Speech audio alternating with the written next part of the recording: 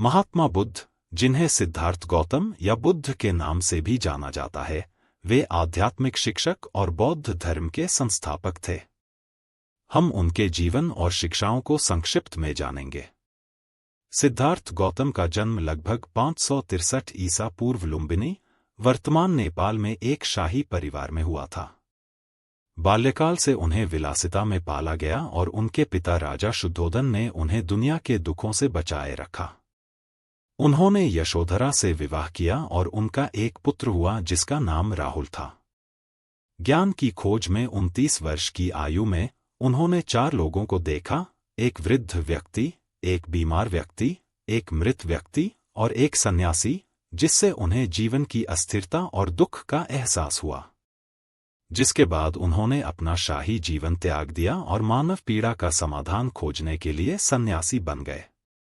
उन्होंने कठोर तपस्या की, लेकिन अंततः पाया कि यह पर्याप्त नहीं था।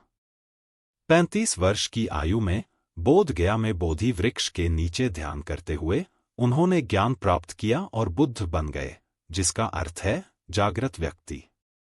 उन्होंने मध्यम मार्ग की खोज की, जो कठोर तपस्या और विलासिता के बीच का एक मार्ग है। ज्ञान प्राप्त करने के बाद बुद्ध ने इस संसार में खुश रहने की शिक्षा दी। जीवन में दुहक होता है। दुहक का कारण तृष्णा और आसक्ति है। तृष्णा को समाप्त करके दुहक समाप्त हो सकता है। दुहक निरोध का मार्ग अष्टांगिक मार्ग है। अष्टांगिक मार्ग सम्यक दृष्टि, सम्यक संकल्प, सम्यक वाणी, सम्यक कर्म, सम्यक आजीविका, सम्यक प्रयास, सम्यक स्मृति और सम्यक समाधि।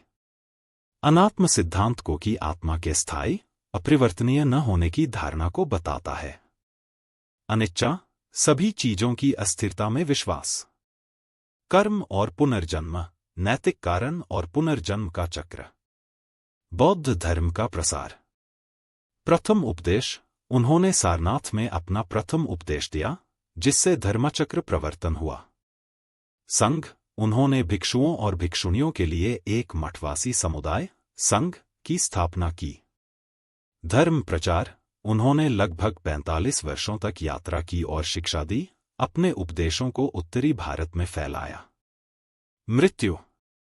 महापरिनिर्वाण, 80 वर्ष की आयु में वे कुशीनगर में महापरिनिर्वाण को प्राप्त हुए, पुनर्जन्म के चक्र से परे अंतिम निर्वाण प्राप्त किया।